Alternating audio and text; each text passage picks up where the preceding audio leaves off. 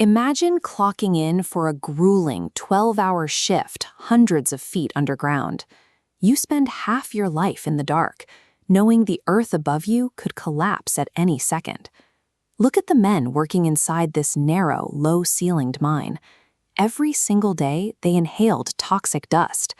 They worked under the constant threat of getting crushed by sudden cave-ins or incinerated by gas explosions.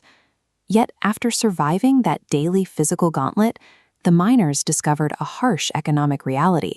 Their employers refused to pay them in actual United States currency. This photograph shows miners at a tunnel entrance in 1905. The exhaustion on their faces is real.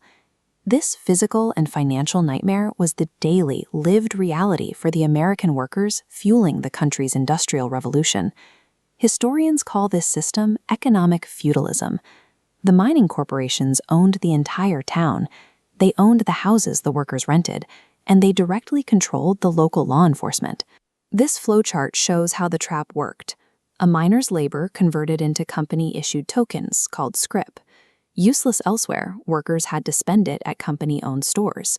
High prices ensured those wages flowed right back to the employer, locking them in a continuous loop of debt.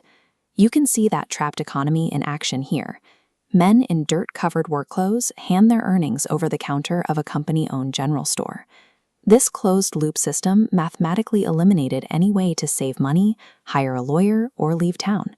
The workers were entirely cornered, breeding a deeply dangerous level of desperation. The miners had exactly one demand to escape this trap: the right to join a union. The coal companies refused. If a worker even attempted to organize, they were fired, immediately evicted from their company-owned home, and physically attacked by private corporate security forces. The tension snapped in August 1921. This man, Sid Hatfield, a pro-union sheriff, was assassinated in broad daylight on the steps of a local courthouse. Seeing an elected official murdered in public proved to the miners that the legal system was entirely rigged against them. Peaceful reform was dead. The only remaining option was an armed uprising. Nearly 10,000 coal miners grabbed hunting rifles, pistols, and whatever weapons they could scavenge. Together, they began a massive march toward Logan County. Their military objective was highly specific. They intended to free imprisoned Union supporters and break the grip of the anti-Union forces controlling the region. Waiting for them was a local sheriff, backed by heavy coal financing. He assembled thousands of deputies and private guards, arming them to hold the high ground.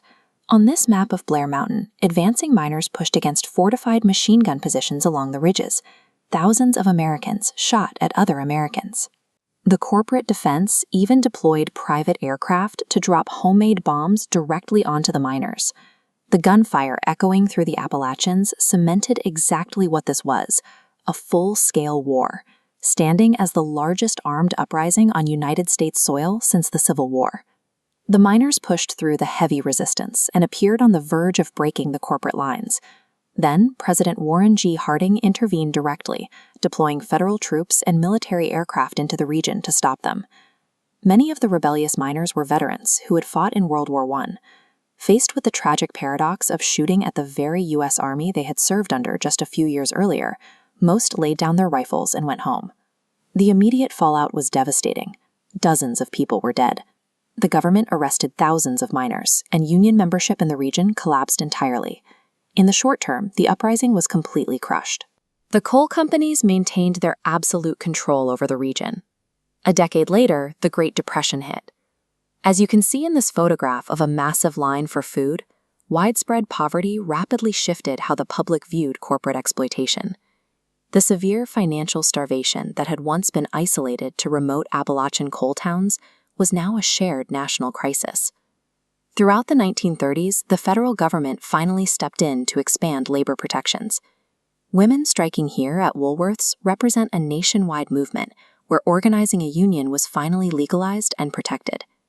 The legal rights these new federal laws guaranteed were the exact demands the West Virginia miners had fought and died for a decade earlier.